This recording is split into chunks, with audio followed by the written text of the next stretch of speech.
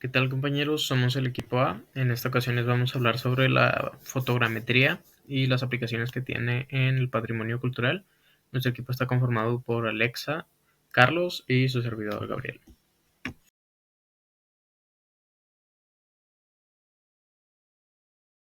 Hablando sobre el rayo principal y principios de intersección, el rayo principal es el que atravesaría lo que vendría siendo la imagen tomada desde el lente hasta el fondo. Entonces, cuando se captura una imagen a través de una cámara normal, hablamos de que cualquier punto representa la convergencia de varios rayos de luz. Entonces, para propósitos fotogramétricos, los rayos de interés que pasan en línea recta desde el punto que vendría siendo del objetivo a través del centro del fondo de la perspectiva y del plano de la imagen. Entonces esto se hace una línea recta, ¿verdad?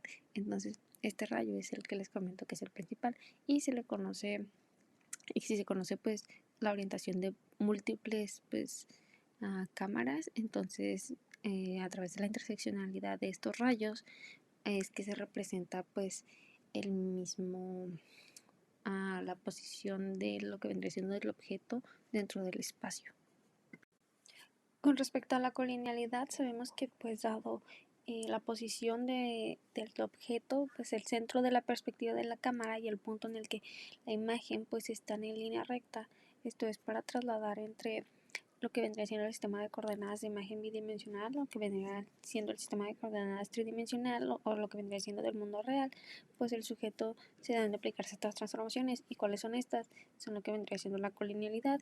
Y en este, se basa en mostrar en una cámara ideal, ¿no? Como no evitar todas las deformaciones que surgen en cámaras normales, y en una cámara así hay lo que comento, que no habría una distorsión geométrica, ¿no? Entre lo que vendría siendo sistemas de imágenes 2D a lo de transformación del 3D en el espacio de los objetos, y el espacio de las imágenes 2D se realiza usando un sistema de proyección central perfecto. Entonces, con esto hablamos de que la refracción normalmente no es un problema en la mayoría de los contextos arqueológicos. Bueno, pero entra en juego cuando se toman como estas imágenes de, de áreas oblicuas o relativamente de alta altitud, en lo que la mayoría de las cámaras digitales la planealidad es algo que se muestra. Entonces esa es la distorsión de la que se comenta. Dentro de la orientación interior y exterior, en esto se describen las propiedades geométricas del sistema de la cámara y el lente, que se conoce como la orientación del interior y el exterior. También a veces se le denomina como intrínsecos de la cámara. Entonces, esto incluye el modelado del lente, la distorsión caracterizada, que son por 4 parámetros de distorsión de lo que vendría siendo del lente radial, y 2 parámetros de distorsión del, del lente descendente. Entonces, así como la determinación del principal, de la distancia principal y la compensación del punto principal. Entonces, también sabemos que de la imagen 2D del sistema de coordenadas tiene su origen en el centro de la imagen. Entonces, el punto principal es la proyección ortogonal del centro de proyección en el sensor, y que este no es necesariamente el mismo centro que vendría siendo de la imagen. Y de igual manera, la orientación interior nos ayuda para describir parámetros referidos para permitir los principios de colinealidad que se hablaban en el punto anterior y que se aplican a imágenes distorsionadas. De igual manera, porque vendría siendo la orientación interior, la exterior es la que describe la posición y la postura del centro de proyección de la cámara cuando se tomó la imagen. Es lo que comentamos en el punto anterior, de que si en distintos puntos se colocan cámaras, nos van a guiar como al punto de donde se encuentra el objeto en el espacio. Y el modelo resultante, en dado caso de que no hubiera un control formal disponible, tendría una coordinación de cuadro arbitrario y también unas coordenadas arbitrarias. Hablando de los procesos FM y el MBS, en el SFM este proceso genera una escasa nube de puntos que pues comprende los puntos que hacen un enlace identificados como pues coincidentes de las imágenes de la entrada. Entonces después de eso se pasa al primer paso, que es la identificación de las características o puntos de interés que se refieren a los IP o IP. En estas imágenes pues el principal requisito pues también es la definición de los IP que tengan una buena repetibilidad. Esto pues las mismas IP deben de ser detectables en todas las imágenes de pues bajo diferentes condiciones de iluminación y diferentes efectos y niveles de ruido. Entonces siempre tienen que seguir haciendo match, y también que pues varios algoritmos sí pueden lograr esto, pero pues muchos generan al mismo tiempo la identificación de estos puntos de interés. De igual manera, y pasando con lo que vendría siendo el proceso de NVS, esto es con las características pues aplicadas a las cámaras y la posición relativa de las imágenes que ya se había establecido en los puntos anteriores. Esto pues con todos los puntos de interés pues hacen que incluso los que tienen menor repetibilidad, que son, se pasan a calcular para tener una nube pues más densa de puntos. Y pues con esta nube se pueden realizar pues se pueden ser utilizados como alguna base de red, de una red triangulada pues irregular. Para generar medidas de una o dos o varias imágenes empatadas, esto hay distintos métodos. Entonces cuando es solo una imagen, que es a través de la rectificación de la imagen, en esta pues guía se trabaja como un proceso fotogramétrico. Entonces solo es una descripción de lo que vendría siendo la imagen, así que pues es mejor para superficies planas. Es decir, que si el volumen cuenta con mucha tridimensionalidad, por así decirlo, este efecto o bueno, esta herramienta no nos va a funcionar, porque entonces las medidas no van a ser acordes o realistas. Para dos imágenes lo que vendría siendo es emplear el par estéreo. Esto es cuando se sobreponen dos imágenes de un modelo de la superficie digital. Entonces pueden derivar el área cuando se sobreponen estas mismas. Entonces ya se genera una pues precisión en dado a la intersección de estas. Y cuando son más imágenes, que no siempre es recomendable usar más imágenes, eso no nos va a hacer que tal vez quede mejor. Entonces cuando son más imágenes también se puede utilizar como el par estéreo. Entonces calculan las posiciones 3D de los puntos de interés en los softwares de fotogrametría. Entonces eso es lo que nos ayudará a que realmente sean como más definidas las medidas, que tengan mayor certeza, y pues evitar esa distorsión en cuanto a los ángulos o el enfoque del lente de la cámara. Dentro de lo que se destacan de fuentes de error, destacamos tres, que son los errores sistemáticos, errores comunes y errores en el flujo del trabajo en general. Entonces, en los primeros hablamos de los errores en sensores, que vendrían siendo pues en sensores que son no planeares, los errores de la geometría del píxel, y otros en estos entran ya en cuestiones de luz, como la refracción o la distorsión, o también la refracción. Y en cuanto a otros errores que son pues los normales, son la coincidencia incorrecta de las imágenes, o el empate incorrecto de estas, o la identificación mala de los puntos de control. Y en el flujo de trabajo general es en cualquiera de los procesos que mencionamos, que son vendrían siendo desde la planificación hasta el archivo, pasando por los SFM o los MBS. Entonces eso es un error en cualquier parte de toda la cadena. Bueno, yo les voy a hablar sobre algunas consideraciones que debemos tomar a la hora de realizar un trabajo de levantamiento utilizando la fotogrametría. Y pues podemos establecer aspectos clave que, como ya vimos anteriormente, esta estrategia se apoya fundamentalmente en lo que es la fotografía, y por ello tenemos que considerar parámetros aplicados en esta rama, como es la exposición, la apertura del lente, la velocidad de captura o la sensibilidad del sensor. Además tenemos que definir muy bien el objeto o sitio al que vamos a hacer el levantamiento, ya que pues, el procedimiento va a variar en base a esto. Por ejemplo, si es que vamos a algo pequeño como un objeto, o si vamos a un terreno ya sea chico, o que ya estemos hablando de hectáreas, o sea muy grande. Y pues con ello estamos definiendo lo que es la escala del trabajo, el alcance que vamos a tener y el tiempo que vamos a necesitar, así como pues lo que el equipo, lo que vamos a utilizar, el procedimiento, o si pues en sí va a ser un levantamiento aéreo o terrestre. Bueno, pues comenzando por el equipo que vamos a utilizar, en general no hay una cámara que sea la mejor para esto, ya que dependerá de las necesidades del levantamiento. Incluso la cámara de un celular es capaz de realizar esta tarea.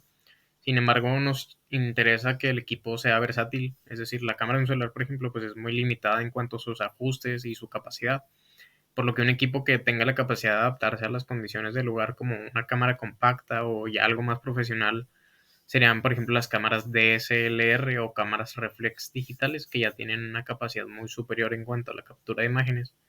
Y pues en este caso también hay que tomar en cuenta cómo estaremos utilizando la cámara, cómo la vamos a maniobrar. Si es muy pesada, pues no vamos a poder movernos mucho o incluso utilizar un mástil para darle altura. Por ello es importante definir muy bien el tipo de trabajo que se va a hacer, y pues así vamos a poder ver qué equipo es el que más nos conviene utilizar.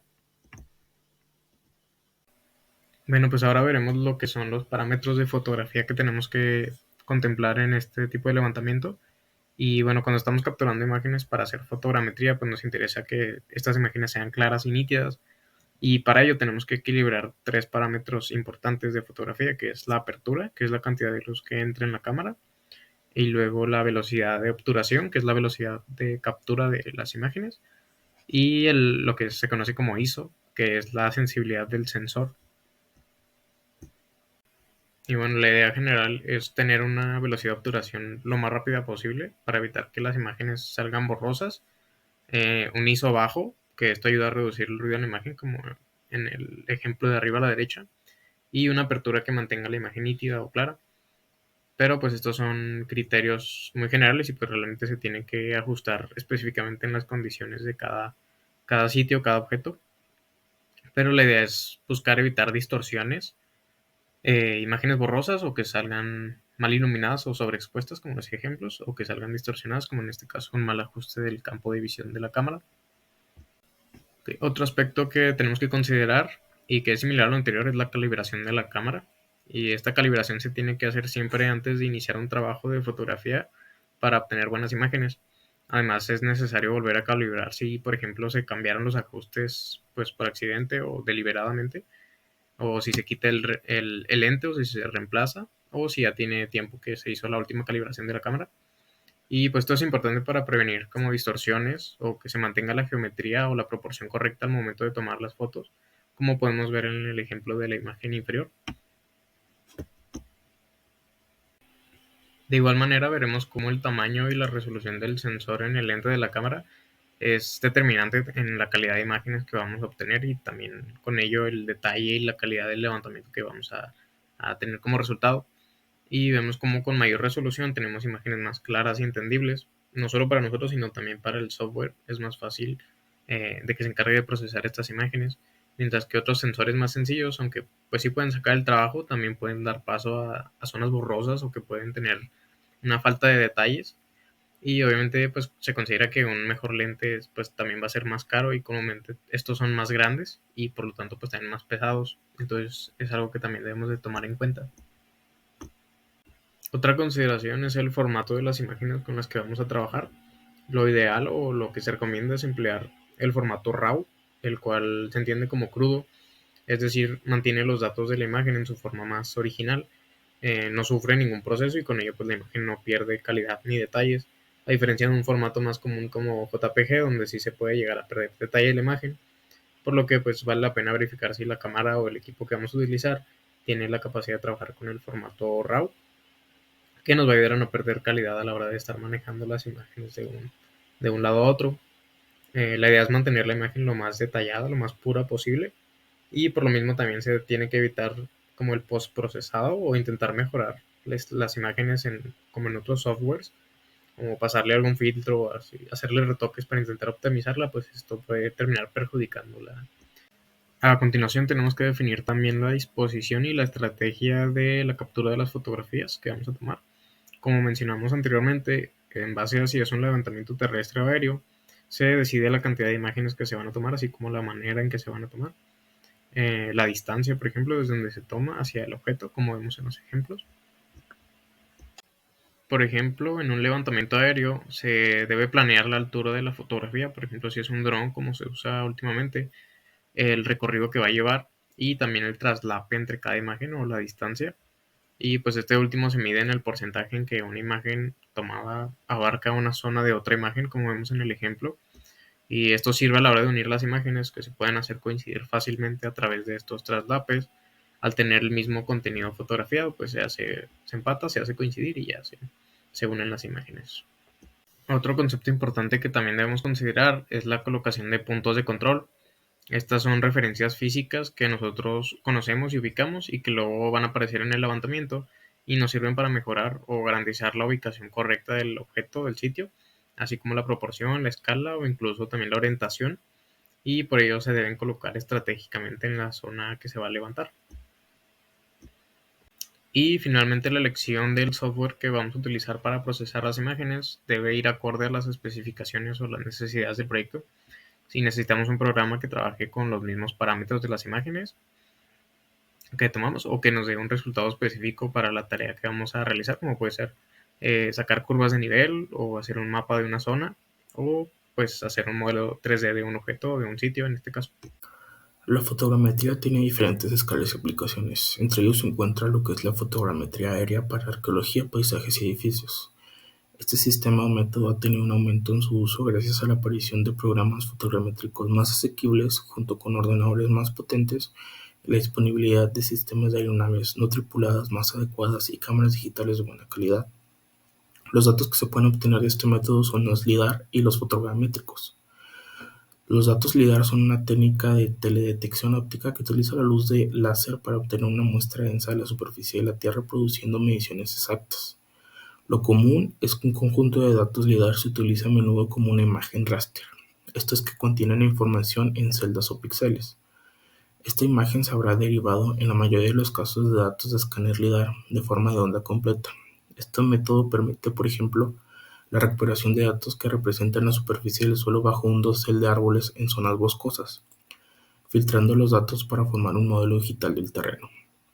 Por otra parte, en los datos fotogramétricos, si la cámara no puede ver una cantidad suficiente de la superficie del suelo bajo un dosel, no se puede modelizar, por lo que no hay datos que la representen. Así pues, la fotogrametría no es especialmente útil en zonas muy boscosas. Una de las principales ventajas de los datos fotogramétricos frente a los datos LIDAR es la resolución. Y bueno, en la obtención de fotografías para el desarrollo de este proceso se representan diferentes situaciones. Entre ellas es que con algunas plataformas aéreas pueden aparecer partes de la aeronave en las fotografías, sobre todo si se utilizan objetivos gran angular muy grandes. Si la ubicación de la imagen de la aeronave varía, las imágenes normalmente requerirán edición manual para enmascarar la aeronave. En las tomas verticales o casi verticales, las líneas de control y el operador suelen ser visibles. También se presenta el solapamiento de imágenes, pero en todos los casos el solapamiento es esencial. La fotografía aérea vertical suele tener un solapamiento frontal de entre el 60 y el 80%, con un solapamiento lateral entre franjas de entre 40 y el 60%. La fotografía arqueológica aérea oblicua, como la que se suele tomar desde una avioneta, debe de lograr un solapamiento considerable entre las imágenes al orbitar el objeto, preferiblemente sin dejar huecos alrededor de un lado del objeto. Por otra parte, los requisitos de iluminación de las imágenes que se van a procesar fotogramétricamente son más indulgentes que los que se suelen utilizar en la fotografía aérea arqueológica, que tradicionalmente utiliza ángulos de sol bajo para resaltar la naturaleza tridimensional de los elementos sobre el terreno. Para fines fotogramétricos suelen ser preferibles las imágenes tomadas en días nublados con iluminación uniforme en toda la escena. Y por último, la neblina en las fotografías aéreas suele ser un problema, sobre todo en las imágenes tomadas a mayor altitud desde un avión tripulado, ya que oscurece los detalles del terreno y dificulta la correspondencia de los puntos de la superficie del suelo. La variabilidad de la bruma también puede provocar incoherencias entre las tomas incluso en una misma tirada. Existen diferentes plataformas o sistemas para la realización de la fotogrametría aérea. Primero tenemos las aeronaves tripuladas. El uso de estas aeronaves para la fotografía aérea arqueológica está bien establecido. Los resultados típicos son conjuntos de imágenes verticales, casi verticales y oblicuas para cada lugar del plan de vuelo. Las imágenes oblicuas suelen requerir dar vueltas alrededor del lugar. A menudo se incluyen muchos sitios en un solo vuelo por razones de economía, lo que significa que las imágenes tienen que ser separadas en sitios discretos antes de ser procesadas por la mayoría de los softwares. El uso de aeronaves tripuladas con o sin capacidad de captar imágenes verticales presenta ventajas significativas, como el número de lugares que pueden cubrirse en un solo vuelo, las amplias zonas sobre las que pueden obtenerse datos y el peso y el número de sensores que pueden transportarse. Con la combinación adecuada de cámara y objetivo, la fotografía desde aeronaves tripuladas también puede ser extremadamente eficaz para la modelización aérea de ciudades. También se tiene lo que son los sistemas de aeronaves no tripulados, que se dividen en dos categorías, los de ala fija y los de ala rotatoria. Ambos presentan ventajas e inconvenientes. Los sistemas de ala fija suelen ofrecer un resultado fotogramétrico más tradicional, ya que suelen disparar franjas superpuestas de fotografías verticales o casi verticales de la manera más eficaz. Suelen cubrir zonas bastante extensas en un solo vuelo y por lo tanto son eficaces para el levantamiento y la cartografía de paisajes y lugares abiertos. Los vuelos suelen durar hasta 45 minutos por una sola batería. Con baterías de repuesto, un buen tiempo y una buena planificación se pueden realizar varios vuelos en un día. La mayoría de las cámaras que llevan actualmente los sistemas de ala fija pertenecen a la categoría de compactas de apuntar y disparar y suelen generar archivos JPEG, aunque con algunos de estos sistemas pueden utilizarse cámaras diferentes. Los sistemas rotatorios son más útiles para temas en los que se requieren imágenes oblicuas. Los sistemas rotatorios pueden tomar imágenes oblicuas, además de verticales, son más maniobrables que las soluciones de ala fija y pueden llevar sensores más grandes, pero son más lentos y tienen una duración de batería más corta. Pueden ser extremadamente útiles si es necesario registrar elementos verticales significativos, como lo son laterales de edificios, acantilados, entre otros, ya que estos pueden estar mal representados en las imágenes verticales. Por otra parte están las cometas y los globos, que se han utilizado eficazmente para la fotografía aérea desde hace mucho tiempo. Ambos constituyen plataformas eficaces para el trabajo fotogramétrico y se han utilizado con éxito con fines arqueológicos. Dado que el objetivo principal es la adquisición de imágenes, las propiedades especiales de las cometas y los globos son menos importantes. El objetivo es obtener resultados similares a los descritos para los sistemas de aeronaves no tripuladas. Y por último, se pueden encontrar otros sensores que pueden capturar datos LiDAR de mayor resolución que los disponibles actualmente desde una plataforma aérea tripulada y conservan todas las ventajas de poder filtrar nubes de puntos. También tienen el potencial de integración con datos fotogramétricos aéreos de forma similar a su integración con datos de escáner láser terrestre. También se dispone actualmente de sensores de radar de penetración en el suelo que son suficientemente ligeros como para ser transportados por un sistema rotatorio. Ahora tenemos lo que es la fotogrametría terrestre para edificios y estructuras. Uno de los métodos más utilizados en el registro y la representación de edificios y estructuras son las ortoimágenes. Una diferencia importante entre los datos derivados del trazado de líneas a partir de una ortoimagen y su resultado fotogramétrico tradicional es que el trazado de líneas derivado de la ortoimagen será solo en dos dimensiones. Registrar fotogramétricamente el exterior de un edificio es más rápido sobre el terreno que utilizar la medición manual, pero esto se ve comprometido en cierta medida por el tiempo adicional necesario para producir la ortoimagen, así como el menor tiempo dedicado sobre el terreno a observar y comprender el objeto. Por otra parte, tenemos también los alzados de un edificio, que es quizás el uso más sencillo de la fotogrametría. En la realización de la fotogrametría terrestre existen algunos elementos o zonas problemáticas, entre los que están los detalles de herrajes que no suelen reproducirse bien en un modelo y en una ortoimagen. Las posiciones generales de tales objetos serán visibles, pero de modo global será generalmente incompleto. Las estructuras metálicas curvadas complejas, especialmente las que están recubiertas de pintura brillante, también se modelarán a mano. Para estos casos tendrá que utilizarse otro método de registro. Por otra parte, las ventanas acristaladas también pueden ser problemáticas y suelen producir un gran número de polígonos extraños en el modelo final, resultantes tanto en reflejos como de los objetos visibles a través de la ventana. Si es posible, a menudo es mejor enmascarar las ventanas de las fotografías de entrada antes de procesarlas. Los detalles necesarios pueden añadirse al dibujo final más tarde por otros medios. Del mismo modo, si es posible, merece la pena enmascarar el cielo de las imágenes de entrada antes de procesarlas. El cielo no solo no tiene puntos útiles para cotejar las imágenes, sino que también puede generar grandes cantidades de geometría extraña que requieren una eliminación posterior de forma similar a los artefactos relacionados con el acristalamiento. Los equipos que se utilizan para la fotogrametría terrestre son: como método principal para la obtención de datos se utiliza la cámara fotográfica, pero también se puede incluir la utilización de un escáner de láser 3D, ya que los datos derivados de la fotogrametría pueden integrarse con éxito con los datos generados por el escáner, considerándolo como un modelado híbrido, si éste satisface los requisitos métricos del proyecto y se encuentra en el mismo sistema de control. A menudo es posible obtener datos fotogramétricos en zonas en las que no es posible obtener una línea de visión desde un escáner. De igual manera, el trípode fotográfico es una pieza esencial en el equipo para la obtención de imágenes fotogramétricas terrestres. Al estabilizar la cámara es posible obtener aperturas más pequeñas y por tanto una mayor profundidad de campo, ya que pueden compensarse utilizando tiempos de exposición más largos si no se dispone de equipos de iluminación externos para obtener una exposición óptima. Debe utilizarse un trípode por defecto y recurrir al uso de la cámara en mano solo cuando sea necesario. Por último, en la fotogrametría terrestre pueden ser necesarias las otras soluciones para elevar más la cámara. Por ejemplo, utilizando mástiles o trípodes extensibles.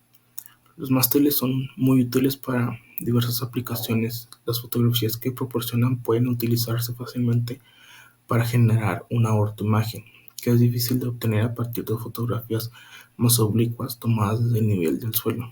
Además, el área cubierta por cada imagen es mayor, por lo que en la mayoría de los casos se necesitan menos imágenes. Ahora tenemos la fotogrametría terrestre en excavaciones. La aplicación de este método en las excavaciones arqueológicas es numeroso. Los enfoques SFM-MBS ofrecen un método más asequible para el registro 3D que los escáneres de las terrestres. Registran mejor la información de color y textura, son más rápidos de adquirir y proporcionan resultados de una precisión adecuada. Las excavaciones arqueológicas suelen ser visualmente ricas en texturas y el cotejo de imágenes no suele ser problemático. Es probable que las superficies mojadas o los charcos en un día soleado reflejen la luz y parezcan brillantes, por lo que en estas circunstancias el cotejo puede verse comprometido o se puede producir datos más ruidosos. Como en el caso de la fotografía tradicional, los charcos deben de eliminarse antes de tomar las imágenes si es posible. Al igual que en el levantamiento de edificios, una ortoimagen proporciona una excelente representación del color, la textura y las relaciones entre los elementos. La realización de levantamientos fotogramétricos repetidos a medida que avanza la excavación permite la reconstrucción compuesta de las capas, lo que permite, por ejemplo, generar secciones virtuales. Ahora tenemos lo que es la fotogrametría terrestre, pero para objetos más pequeños. Los principios que deben aplicarse para obtener imágenes de objetos más pequeños son los mismos que para objetos más grandes, pero algunos de los equipos y técnicas que pueden utilizarse variarán. Primero se encuentran los lentes o objetivos macro. Los verdaderos objetivos macro proporcionan un factor de aumento de al menos 1 en su ajuste de enfoque más cercano. Esto significa que a una escala de 1 a 1, el objeto aparecerá en el sensor de la cámara con el mismo tamaño que en la vida real. Los objetivos macro son capaces de enfocar a distancias mucho más cortas que los objetivos normales para conseguir este aumento. Las distintas distancias focales de los objetivos macro son útiles en circunstancias diferentes. Por lo general, los objetivos de mayor distancia focal permiten una mayor separación del objeto. Así, por ejemplo, un objetivo de 40 milímetros o 60 milímetros permite acercarse mucho a un objeto, mientras que uno de 200 milímetros permite tener una distancia razonable entre el objetivo y el sujeto con el mismo resultado. También se tiene que tomar en cuenta la iluminación. Dadas las pequeñas aberturas que a menudo es necesario utilizar, la iluminación es importante cuando se fotografían objetos muy pequeños. Una iluminación uniforme es tan importante para los objetos pequeños como para los grandes. Para objetos muy pequeños, un flash anular puede resultar muy útil. La utilización de LED puede proporcionar una luz muy fría y por lo que el balance de blancos debe ajustarse. pueden utilizarse montajes más comúnmente asociados a la fotografía del producto, como las carpas de luz. El objeto se coloca en el interior de la carpa para la toma de imágenes y las luces se utilizan fuera de la carpa, que dispersa la luz, lo que permite una cobertura difusa y uniforme sin se utilizan varias luces. Por otra parte, las plataformas giratorias pueden utilizarse con objetos pequeños para permitir que la cámara permanezca relativamente estática mientras el objeto gira entre cada exposición, generando el efecto de rodear al sujeto con la cámara. Este método puede acortar considerablemente la fase de captura de la imagen, ya que mueve el objeto en lugar de la cámara.